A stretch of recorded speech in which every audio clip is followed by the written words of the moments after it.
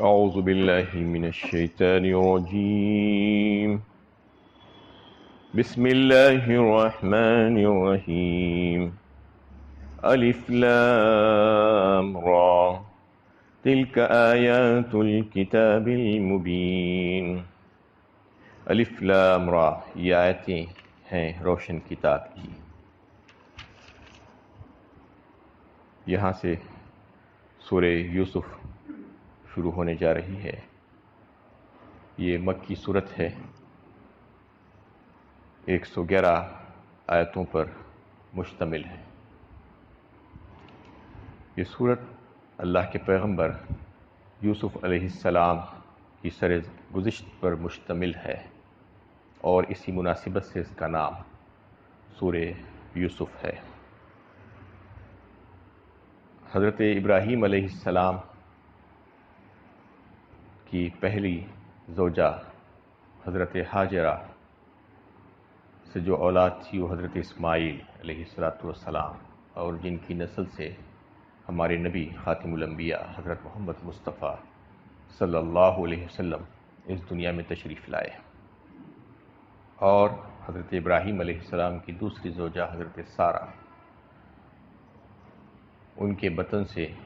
حضرت اسحاق علیہ السلام اس دنیا میں تشریف لائے، اور انہوں نے اپنے بیٹے اسحاق علیہ السلام کو کنعان فلسطین میں آباد کیا، اور حضرت اسماعیل علیہ السلام کو اللہ کے حکم سے عرب مکہ میں آباد کیا۔ دونوں بیٹوں کو دو الگ مقامات پر آباد کیا گیا۔ یہ نسل جو حضرت اسحاق سے چلی، جو فلسطین میں رہتے تھے، اسحاق علیہ السلام بھی پیغمبر تھے، پھر ان کے بیٹے حضرت یعقوب علیہ السلام پیغمبر ہوئے، پھر حضرت یعقوب علیہ السلام کے بیٹے حضرت یوسف علیہ السلام، جن کا تذکرہ اس صورت میں تفصیل کے ساتھ آ رہا ہے، وہ بھی پیغمبر تھے۔ حضرت یعقوب علیہ السلام کی ایک بیوی سے 10 بیٹے اور دوسری بیوی سے 2 بیٹے، جس میں حضرت یوسف علیہ السلام اور ان کے چھوٹے بھائی بنیامین پیدا ہوئے تھے۔ یہ واقعہ تقریباً 1800 سال قبل مسیح کا ہے۔ مطلب یہ ہے کہ آج سے تقریباً 3800 سال پرانا واقعہ ہے یہ حضرت یوسف علیہ السلام کا۔ اس صورت کے مضامین سے اندازہ ہوتا ہے کہ یہ صورت سورہ ہود کے بعد نازل کی گئی صورت ہے، اور مکی دور کے بالکل آخری ایام جو اللہ کے نبی صلی اللہ علیہ وسلم مکہ میں گزارے تھے، اس میں جو نازل شدہ جو صورتیں تھیں، انہی صورتوں میں سے ایک صورت سورہ یوسف بھی ہے، کہ اس وقت جو حالات پیش آ رہے تھے، کفار مکہ نے یہ پلاننگ کرنی شروع کر دی تھی آپ صلی اللہ علیہ وسلم کو دین حق کے پھیلانے سے روکنے کے سلسلے میں۔ انہوں نے ہر قسم کی کوشش کر لی تھی، لیکن کوئی کوشش بھی کارگر نہیں ہوئی، تو یہ سوچنے پر مجبور ہو گئے تھے وہ لوگ کہ آپ صلی اللہ علیہ وسلم کو کس طریقے سے یہ کام کرنے سے روکا جائے۔ کیا ان کو نعوذ باللہ قتل کر دیا جائے، یا ان کو جلا وطن کر دیا جائے، یا قید کر دیا جائے، تاکہ وہ اس دین کو پھیلانے کا کام نہ کر پائیں۔ اس وقت مدینے میں جو یہودی آباد تھے، شاید ان کے اشارے پر یہ لوگوں نے آپ صلی اللہ علیہ وسلم سے آزمائشی طور پر ایک سوال کیا کہ یہاں پر ان کو پکڑیں گے۔ یہ سوال یہ تھا کہ قوم بنی اسرائیل جو اصل ملک شام فلسطین کی رہنے والی تھی، وہ مصر کیسے منتقل ہو گئی؟ آخر اس کے اسباب کیا تھے؟ آپ صلی اللہ علیہ وسلم سے کفار قریش نے یہ سوال کیا یہودیوں کے کہنے پر، کیونکہ کفار قریش کو تو بنی اسرائیل کے بارے میں کچھ بھی نہیں معلوم تھا۔ اہل عرب اس وقت تک یوسف علیہ السلام اور ان کی پیدائش اور ان کا رہنے سہنے کا مقام جو تھا، اس کے بارے میں نہیں جانتے تھے، ناواقف تھے، اور ایسی کوئی بات اور ایسا قصہ ان لوگوں نے حضرت صلی اللہ علیہ وسلم کی زبانی بھی نہیں سنا تھا۔ لہٰذا انہوں نے یہ سوچا کہ اب یہ اچھا موقع ہے کہ آپ صلی اللہ علیہ وسلم سے ایسا سوال کر دو جس کے بارے میں ان کو کچھ بھی نہیں معلوم، تو ہو سکتا ہے کہ وہ جو ہے اس کو ٹال دینے کی کوشش کریں، ٹال مٹول کرنے کی کوشش کریں،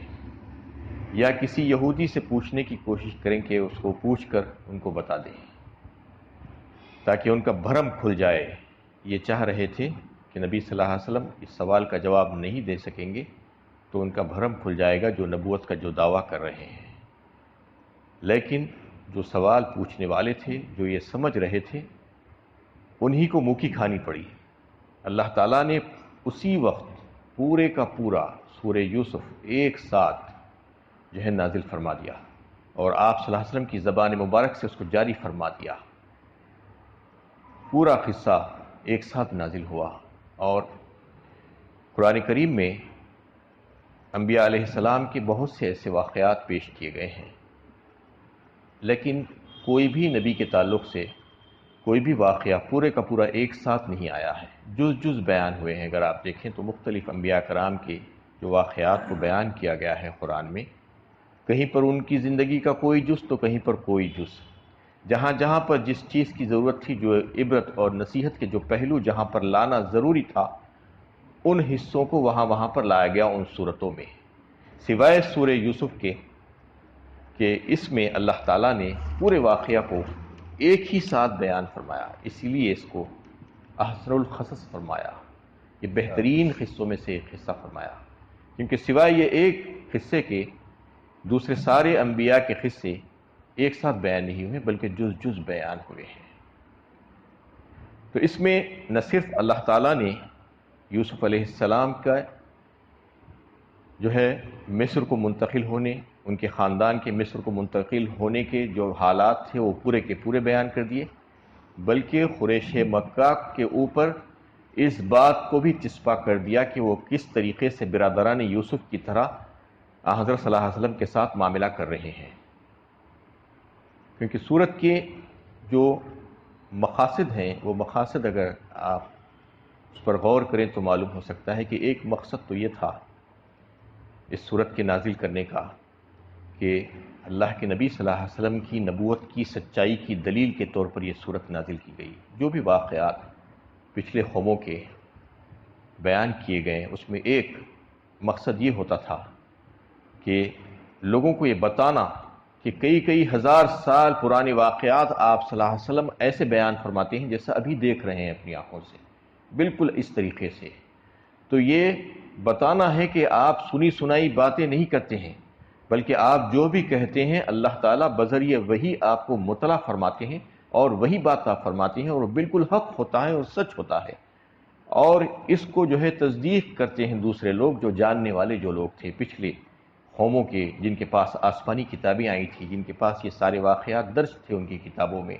جنہوں نے یہ واقعات سنے تھے، ان کو یہ بات پتہ تھی کہ واقعی میں یہ جو کہہ رہے ہیں بالکل سچ کہہ رہے ہیں، اس کے باوجود ماننے کے لیے تیار نہیں تھے، ضد اور ہٹ دھرمی کی وجہ سے۔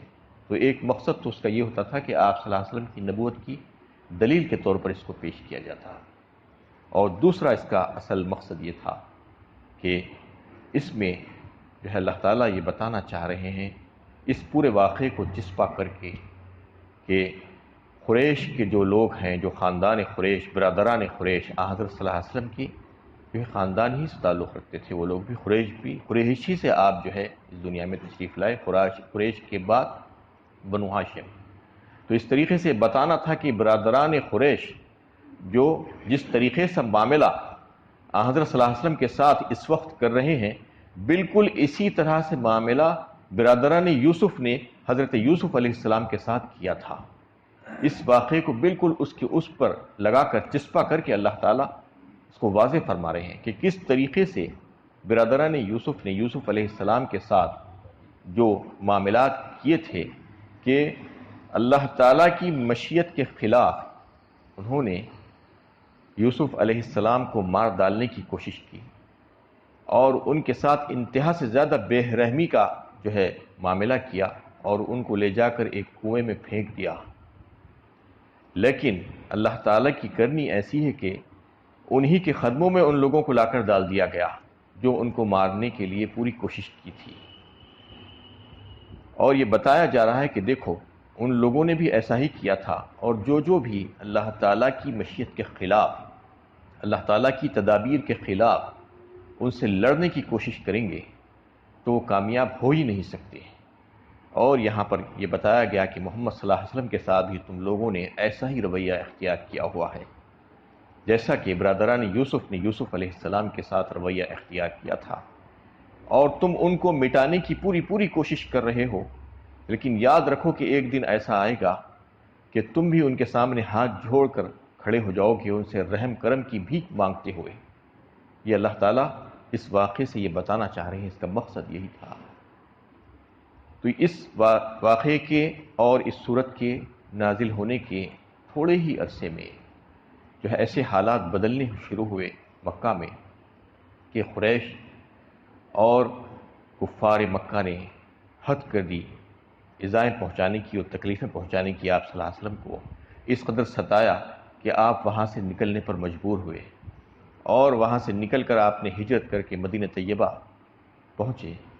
تو وہاں پر یہ لوگوں کی خلاف توقع کہ یہ سوچ ہی نہیں سکتے تھے کہ اس قدر کامیابی آپ صلی اللہ علیہ وسلم کو نصیب ہوگی مدینہ طیبہ پہنچ کر،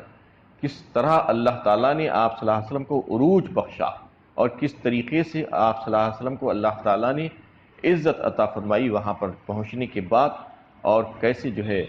حکومت اور اقتدار حاصل ہوا۔ یہ لوگوں کو اندازہ نہیں تھا کہ جو یہاں پر آپ صلی اللہ علیہ وسلم کو ستا رہے تھے، یہ بالکل اسی طریقے سے ہوا جس طرح سے برادران یوسف نے یوسف علیہ السلام کے ساتھ واقعہ کیا تھا۔ ان کو بے بسی کے عالم میں ان کو کنویں میں پھینک دیا تھا، تو وہاں سے نکل کر وہ جب مصر پہنچے تو پھر کیسے ان کو جو ہے کس طریقے سے اقتدار پر پہنچے وہ، اور حکمران بنا دیے گئے مصر کے، پوری مصر پر جو ہے ان کی حکومت چلتی رہی۔ تو ایسا ہی حضرت صلی اللہ علیہ وسلم کے ساتھ بھی ہوا۔ یہ لوگوں نے آپ کو ستا کر جب وہاں سے نکالا تو مدینہ طیبہ میں جا کر آپ صلی اللہ علیہ وسلم کو جو اللہ تعالیٰ نے کامیابیاں اور عروج عطا فرمائے، اور جو حکومت اور جو غلبہ آپ صلی اللہ علیہ وسلم کو عطا فرمایا آہستہ آہستہ، اس کا ان لوگوں کو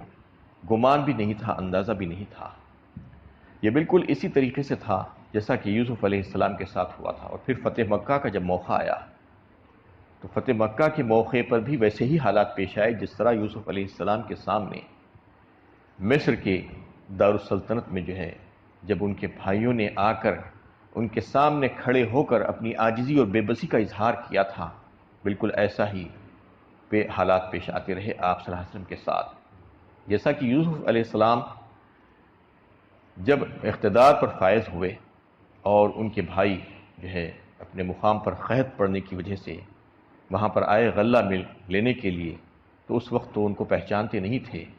بالکل بھیکاریوں کی طرح آ کر کھڑے ہو رہے تھے اور مانگ رہے تھے، رحم کی بھیک مانگ رہے تھے، اور کہہ رہے تھے کہ تصدق علینا ان اللہ یجزی المتصدقین، صدقہ کر دیجیے ہمارے اوپر کچھ، اللہ تعالیٰ بے شک جو ہے بہت جزا دیتے ہیں، بہترین جزا دیتے ہیں صدقہ کرنے والے کو۔ یہ ان کی جو ہے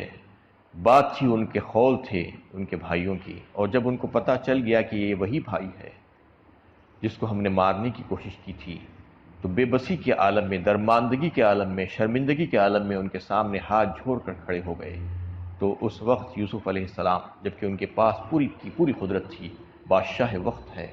اس کے باوجود ان سے کہہ رہے ہیں کہ لا تثریب علیکم اليوم یغفر اللہ لکم وہو ارحم الراحمین، آج تمہاری کوئی پکڑ نہیں ہے، تمہارا کوئی مواخذہ نہیں، تم کو کوئی سزا نہیں دی جائے گی، پریشان مت ہو۔ اللہ تعالیٰ رحم فرمائے، مغفرت فرمائے، بخشش فرمائے، اللہ تعالیٰ بہت رحم فرمانے والے ہیں۔ یہ جملے تھے حضرت یوسف علیہ السلام کے۔ بالکل ایسا ہی آپ صلی اللہ علیہ وسلم جب فاتح کی حیثیت سے مکہ میں داخل ہو رہے ہیں تو اونٹنی پر سوار ہے۔ فاتح کیسا جاتا ہے؟ دندناتے ہوئے، مارتے ہوئے، قتل کرتے ہوئے جاتا ہے جب کسی ملک کو فتح کرتا ہے۔ آپ صلی اللہ علیہ وسلم سر جھکائے بیٹھے ہیں اونٹنی پر، اور آپ کا چہرے مبارک اس قدر جھک گیا ہے اللہ تعالیٰ کی تسبیح بیان کرتے ہوئے، شکر ادا کرتے ہوئے کہ میں اس شہر سے جو نکالا گیا تھا اس طریقے سے نکالا گیا تھا، لیکن آج اسی شہر پر فاتح کی حیثیت سے آ رہا ہوں۔ سارے کے سارے مغلوب ہیں، ہاتھ جوڑ کر کھڑے ہوئے ہیں، شرمندگی کے عالم میں ہیں، اور آپ سر جھکائے ہوئے داخل ہو رہے ہیں۔ یہی آیت آپ کے زبان مبارک پر ہے، لا تثریب علیکم اليوم، لا تثریب علیکم اليوم یغفر اللہ لکم۔ سب سے انتقام لے سکتے ہیں، کتنا ستایا تھا انہوں نے آپ صلی اللہ علیہ وسلم کو، کتنی تکلیفیں پہنچائی تھی آپ کے صحابہ کو، لیکن آج کہہ رہے ہیں کہ سب کو معافی، عام معافی ہے، کسی کو نہیں جو ہے ستایا جائے گا، کسی سے انتقام نہیں لیا جائے گا، جاؤ ہم نے تم کو معاف کیا۔ یہ صورتحال آپ صلی اللہ علیہ وسلم کی بھی تھی، جیسا کہ یوسف علیہ السلام نے ان سب کو معاف کر دیا تھا جنہوں نے ان کے اوپر ظلم کیا تھا، ان کو مارنے کی کوشش کی تھی۔ تو یہ ایک دوسرا مقصد ہے اس صورت کا، کہ اللہ تعالیٰ یہ بتانا چاہ رہے ہیں کہ بالکل ویسا ہی واقعہ ہے جیسا یوسف علیہ السلام کے ساتھ پیش آیا تھا، بالکل تم بھی ان کے ساتھ ایسے ہی حالات لا کر دکھا رہے ہو کہ تم بھی ویسے ہی لوگ ہو۔ اس صورت کی مناسبت پچھلی صورت سے کیا ہے وہ اگر دیکھیں، کیونکہ قرآن کریم میں ایک آیت دوسری آیت سے مناسبت رکھتی ہے، ربط ہوتا ہے اس کا۔ اگر آپ تھوڑا سا غور و فکر کریں تو پتہ چل سکتا ہے کہ کوئی آیت دوسری آیت سے بے ربط نہیں ہے، کوئی صورت دوسری صورت سے بے ربط نہیں ہے۔ اس سے پہلے جو صورت گزری ہے سورہ ہود، اس سے مناسبت اگر دیکھیں تو سورہ یوسف کو سورہ ہود سے کافی مناسبت ہے۔ ایک تو اس پہلو سے کہ سورہ ہود میں بھی متعدد انبیاء علیہ السلام کی سرگزشتیں بیان ہوئی ہیں، اور اس صورت میں بھی تفصیل کے ساتھ حضرت یوسف علیہ السلام کا قصہ بیان ہوا ہے۔ دوسرے اس پہلو سے کہ سورہ ہود کے آخری آیتوں میں جو ارشاد ہوئی ہیں، ان سے صورت پوری طرح ہم آہنگ ہے۔ مثلا وہاں نبی صلی اللہ علیہ وسلم سے خطاب کر کے کیا فرمایا گیا تھا کہ یہ انبیائی سرگزشتیں ہیں، واقعات ہیں جو تم کو سنائے جا رہے ہیں تمہارے دل کو مضبوط کرنے کے لیے، یہ حقیقت پر مبنی ہے اور مومنین کے لیے موعظت اور یاد دہانی ہے۔ اس سے پہلے ہی یہ بات گزر چکی ہے، کُلًا نَقُصُّ عَلَيْكَ مِنْ أَنْبَاءِ الرُّسُلِ مَا نُثَبِّتُ بِهِ فُؤَادَكَ وَجَاءَكَ فِي هَٰذِهِ الْحَقُّ وَمَوْعِظَةٌ وَذِكْرَىٰ لِلْمُؤْمِنِينَ۔ تو اس میں جو ہے بالکل آخری آیتوں میں یہ بات آئی تھی کہ اس میں یہ سارے واقعات ہم نے تم کو جو سنائے، یہ تمہارے لیے تسلی کا باعث ہے، اور یہ بتانا ہے کہ ایسے حالات اس سے پہلے بھی پیش آئے ہیں اور تمہارے ساتھ بھی ایسے حالات پیش آئیں گے، لہذا صبر سے کام کرو اور توکل رکھو اللہ کی ذات پر، اللہ کی ذات پر بھروسہ رکھو۔ وہاں مخالفین سے کہا گیا تھا کہ آخری فیصلے کا تم انتظار کرو، ہم بھی انتظار کر رہے ہیں۔ وَانتَظِرُوا إِنَّا مُنتَظِرُونَ، اور یہ فیصلہ یہ آ چکا تھا۔ یوسف علیہ السلام کا واقعہ بیان کیا جا رہا ہے یہاں پر، اور یہ بتایا جا رہا ہے کہ اب فیصلہ آنے والا ہے۔ اس کے بعد سورہ یوسف نے گویا اس بات کی نشاندہی کر دی کہ حالات کیا رخ اختیار کرنے والے ہیں، اور کٹھن مرحلوں سے گزرنے کے بعد کس طرح نبی صلی اللہ علیہ وسلم کو زمین میں اقتدار اور غلبہ حاصل ہوگا۔ جس طریقے سے یوسف علیہ السلام کو جو ہے مشقت اٹھانی پڑی اور وہ ان مرحلوں سے گزرے، بالکل اسی طریقے سے آپ کو بھی ایسے مرحلوں سے گزرنا ہوگا، اور یہ حالات شروع ہو چکے تھے، اور اللہ کے نبی صلی اللہ علیہ وسلم کی مخالفت حد سے آگے بڑھ گئی تھی، اور ایک وقت ایسا آ گیا کہ آپ کو وہاں سے نکلنے پر مجبور کر دیا گیا۔ یہ حالات آپ کے اوپر بھی آنے والے ہیں، لہٰذا آپ اس کے لیے تیار رہیے۔ اور کہا گیا کہ وَتَوَكَّلْ عَلَيْهِ وَمَا رَبُّكَ بِغَافِلٍ عَمَّا تَعْمَلُونَ، بالکل آخری آیت میں سورہ ہود کی فرمایا گیا، بھروسہ رکھیے آپ اپنے رب پر، کیونکہ وہ سب کچھ دیکھ رہا ہے، وہ غافل نہیں ہے تمہارے کاموں سے، اور اسباب کو اختیار کرتے جائیے، لیکن نتائج جو ہے اللہ کے اوپر چھوڑیے، کیونکہ نتائج کا لانا اللہ کے ذمے ہے، نتائج ہم نہیں لا سکتے چاہے کتنے ہی اسباب کو اختیار کر لیں۔ اسباب کو اختیار کرنے کی ذمہ داری ہمارے اوپر ڈالی گئی ہے، تو یہ بتا دیا گیا کہ اللہ کی ذات پر توکل رکھیے۔ تو اس صورت میں سورہ یوسف علیہ السلام کے توکل کی بہترین مثال سامنے رکھ دی، ساتھ ہی یہ بھی بتا دیا گیا کہ نتائج اللہ ہی کے ذمے ہیں، جو اس بات کا ثبوت ہے کہ جو شخص صحیح راہ عمل اختیار کرے گا، صحیح راستے پر چلے گا، تو پھر اللہ تعالیٰ اس کو ویسے ہی نہیں چھوڑ دیں گے، بلکہ اللہ تعالیٰ اس کا کام بناتے ہیں، اور کامیابی یقیناً اس کے قدم چومتی ہے۔ اللہ تعالیٰ سے دعا ہے کہ اللہ تعالیٰ ہمیں صحیح علم و عمل کی توفیق عطا فرمائے۔